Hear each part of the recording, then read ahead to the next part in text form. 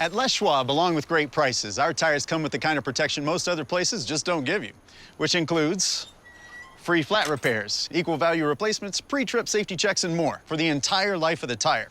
With the other guys, well, you just never know. So why is free protection on your tires good to have? Lifetime protection. That's our best tire value promise. Les Schwab, doing the right thing since 1952.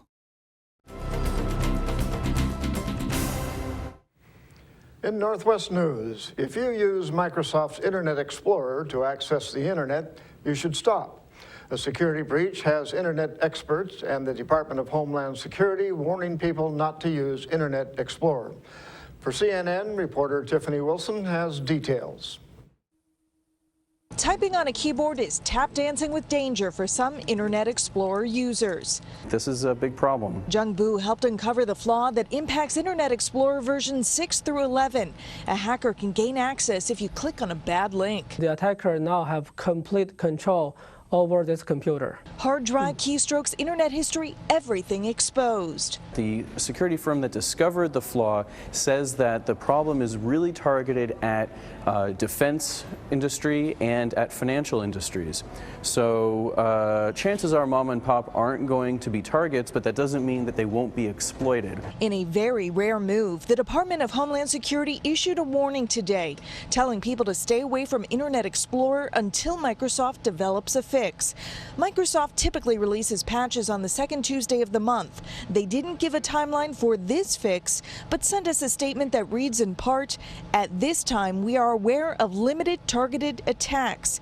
We encourage customers to follow the suggested mitigations outlined in the security advisory while an update is finalized." Some folks in a South Bay coffee shop aren't taking any chances. If I'm not aware of what I'm going to click in, I don't click there. I was advised to use Mozilla. Advice security experts echo the easiest way to stay safe is simply make a browser switch. In Milpitas, Tiffany Wilson, ABC 7 News. Federal authorities say a man plotted to blow up a Walmart and 2 gas stations with maximum loss of life so he could rob 3 banks while emergency responders were diverted. FBI agents arrested 53-year-old Larry Gillette of Shelton yesterday as he met with an undercover agent and attempted to ignite a car bomb. The bomb was inoperable. The U.S. Attorney's Office says Gillette was scheduled to appear in federal court in Tacoma today on charges of solicitation to commit a crime of violence and being a felon in possession of a firearm. Authorities say the FBI learned about the plot while Gillette was serving a prison sentence for identity theft. An undercover agent befriended him after his April 14th release. A mother from Alaska was arrested in Seattle and admits she kidnapped her own son from the hospital.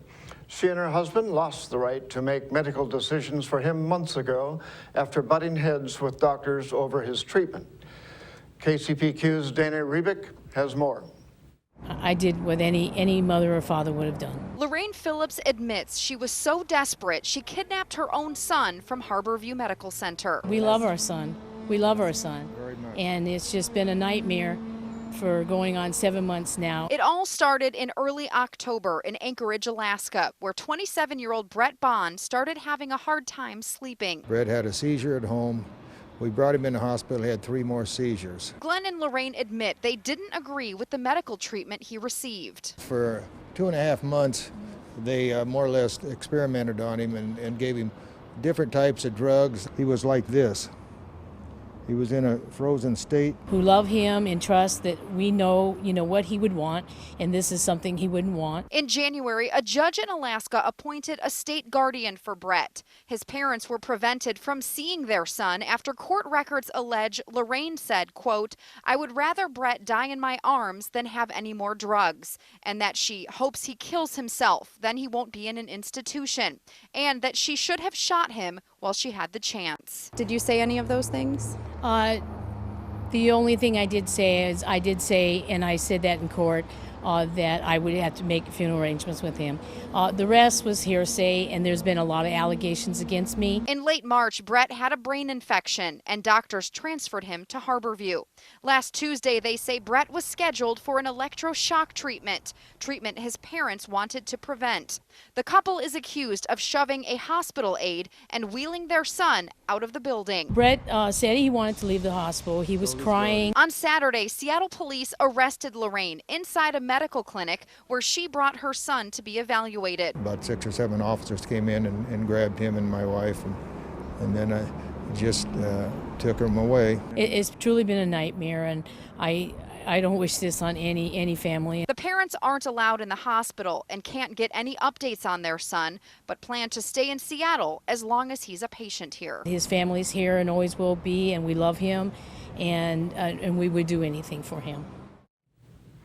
That's going to do it for us here at iFIBER 1 News. We want to thank you for watching, and we'll see you again tomorrow.